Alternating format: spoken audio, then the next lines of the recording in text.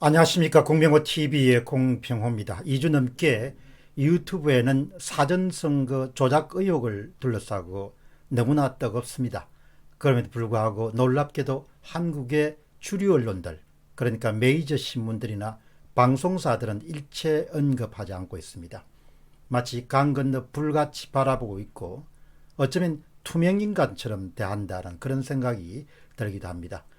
보수 유튜브 운영가들 가운데서도 유독 메이저 언론 출신들의 완고함이라는 것은 아주 이름이 높습니다. 사전선거 조작설을 주장하는 사람들을 매도하는데 그들이 앞장서고 있는 그런 상황입니다. 그야말로 철옹성처럼 자신의 초기 입장, 그러니까 절대 부정선거는 일어날 수 없다, 일어나지 않았다, 이런 주장을 신주단지 모시듯이 모시고 있습니다. 며칠 전에 우연히 조갑제 TV를 들어가 봤습니다. 아예 따님을 동원해서 3번인가 4번인가를 공병호를 직접 공격하는 그런 방송을 제작해 놓은 것을 봤습니다. 그래서 밑에 댓글을 쭉 훑어보니까 가뭄에 콩날 정도로 조갑제 TV를 옹호하고 나머지는 아주 나쁜 그런 악플들이 아니고 비판하는, 세상 물정을 모르고 세상을 좀 정확하게 보기를 바랍니다, 이런 류의 댓글들이 대부분이었습니다. 대부분은 온전한 생각을 하는데 당신만 그런 온전한 생각을 못하는 것 같아서 한때 당신이 논객으로 이름을 날렸지만 점점 고집불통의 노인네처럼 늙어가고 있구나, 이런 류의 그런 주장이나 내용을 담은 그런 댓글들이 뭐 수십 개, 수백 개 정도 달려 있었습니다. 제가 이제 참 궁금하게 얘기하는 것은, 저도 이제 방송이 나가고 나면은 시간이 있을 때 댓글을 읽습니다. 댓글을 읽는 중요한 그런 목적은 보통 사람들이 어떤 생각을 하고 있는가라는 부분들을 확인하기도 하지만 또 많이 배울 수 있기 때문입니다. 조갑제 운영자가 아마 그거를 통해서도 많이 배울 건데 자신의 초기 입장을 전혀 변화시킬 수 없다고 하는 것은 실로 놀라웠습니다. 제가 보기에는 조국 사건을 그렇게 치열하게 취재했던 그 많은 기자들은 모두 다 어디로 가버렸는가라는 그런 생각을 할 때가 있습니다. 이번 사건은 조국 사건에 비해서 수백만 배, 수천만 배, 수억만 배 정도 더 중요한 사건이죠. 그러면 조국 사건에 그렇게 열성적으로 취재했던 기자들 가운데 일부라도 이른바 사전선거 집계 과정에서 일어난 그런 가능성이 높은 디지털 데이터 조작 사건에 열의를 쏟아야 마땅한데 전혀 그런 것을 볼 수가 없습니다. 방송들은 언급하기가 쉽지가 않을 것입니다. 방송들은 최근에 채널A나 조선TV의 조건부 재허가를 보면서 더 이상 한국에서 종편이건 지상파건 간에 집권 세력을 비판하거나 이런 부분을 찾아보기는 쉽지 않겠구나, 그런 생각을 했습니다. 철두철미한 통제하에 방송들은 놓였다, 그렇게 볼 수가 있겠습니다. 그들은 방송만 장악하면 그들의 뜻대로 나라를 끌어갈 수 있다, 이렇게 생각하는 경향이 강하기 때문에 방송들은 지금 상황에서 이런 조작에 대해서 이야기를 꺼내기가 쉽지 않을 겁니다. 그러나 상대적으로 신문은 좀 자유로운 입장에 있습니다. 이 사건의 초기 단계에 메이저 언론사에 영향력 있는 분에게 요약본을 보내고 평소 친분이 있기 때문에 전화 통화를 한번 했습니다. 절대 그럴 리가 없습니다. 그냥 믿음 정도가 아니고 생각 정도가 아니고 의견 정도가 아니고 부정선거 절대 불가라는 그런 믿음은 신앙 수준의 신념으로 자리 잡고 있었음을 확인할 수 있습니다. 그래서 저는 신문이 부정선거 문제를 다루지 않는 것은 외부로부터의 압력이라기보다도 상당 부분 내부적인 문제다, 이렇게 봅니다. 제가 한번 검색을 해보니까 한국경제에서 조금 다룬 적이 있더군요. 그 많은 신문사 가운데서도 다룬 적이 없던 거죠.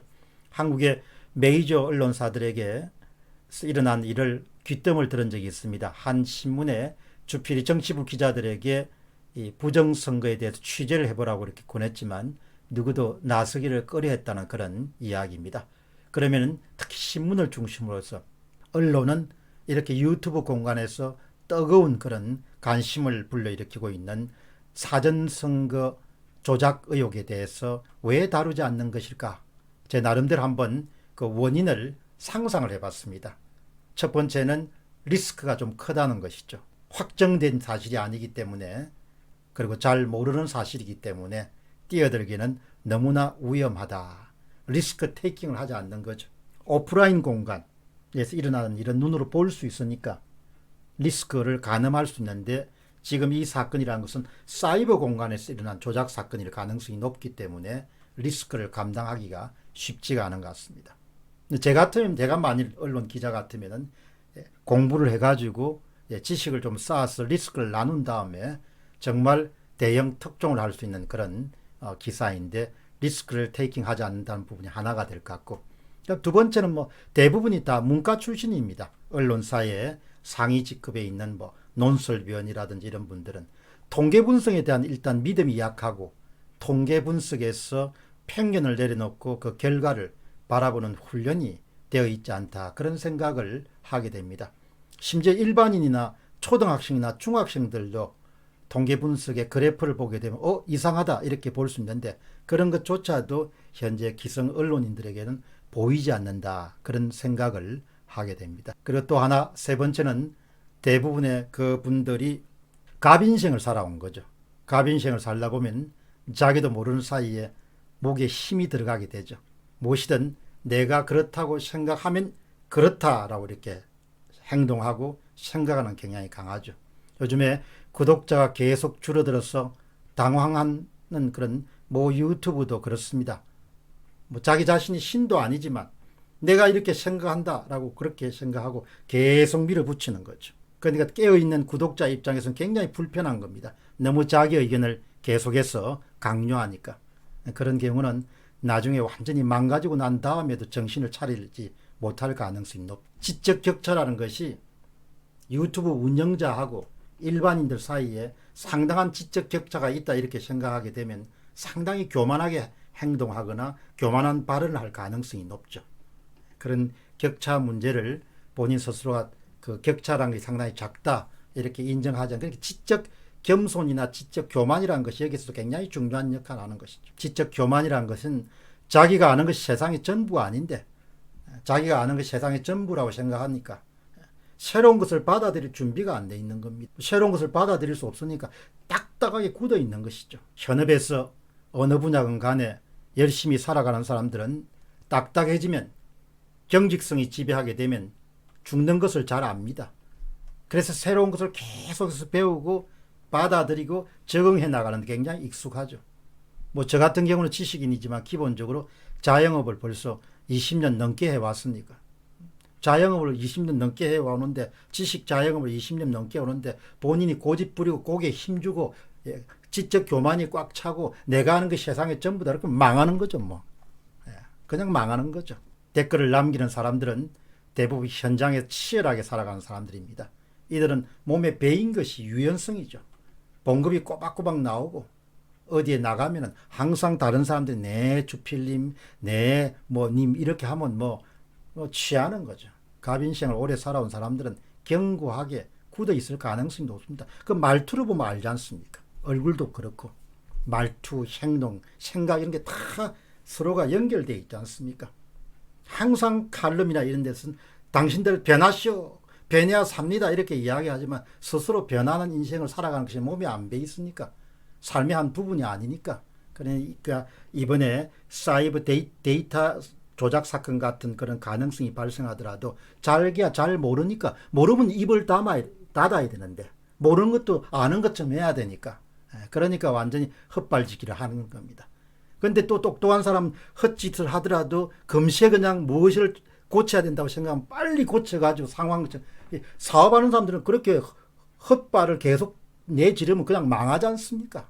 보통 생활인들은 망할 염려가 없는 데서 오래 살아왔으니까 헛발을 계속해도 된다고 이렇게 생각하는 거죠. 아마도 미국 메이저 언론들이 한국의 총선에서 사전선거의 집계 과정에서 디지털 도자기 이런 종류의 그런 기사들이 이제 나온 다음에, 또 그리고 그와 같은 사건이 중국과의 연결돼 있다 이런 종류 아마 기사들이 아마 조만간에 떠오르지 않았겠나 그렇게 생각. 미국발 기사겠죠. 그죠? 그런 기사가 나오면 이제 그때 비로소 한국의 메이저 언론사들이 그걸 받아가지고 취재하는 등 마는 등 그렇게 시작하겠죠. 굉장히 부끄러운 일이죠. 자신이 정체성 가운데 가장 중요한 부분을 이루는 선거제도에서 하자가 발생했다는 것이 아니고 발생했다는 의혹이 계속 제기되고 있는데도 불구하고 한국의 주류 언론들이 전혀 다루지 않는 것은 엄청나게 창피한 일이고 부끄러워해야 될 일입니다.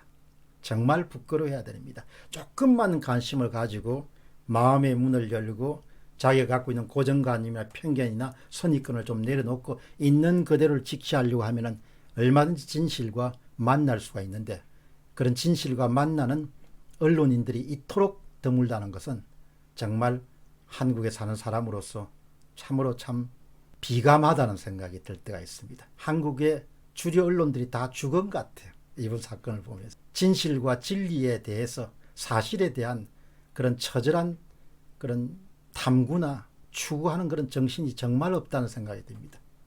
조국 사건보다 수십억 배 정도 더 중요한 사건을 이렇게 간과할 수 있겠느냐. 공병호 TV의 공병호였습니다. 감사합니다.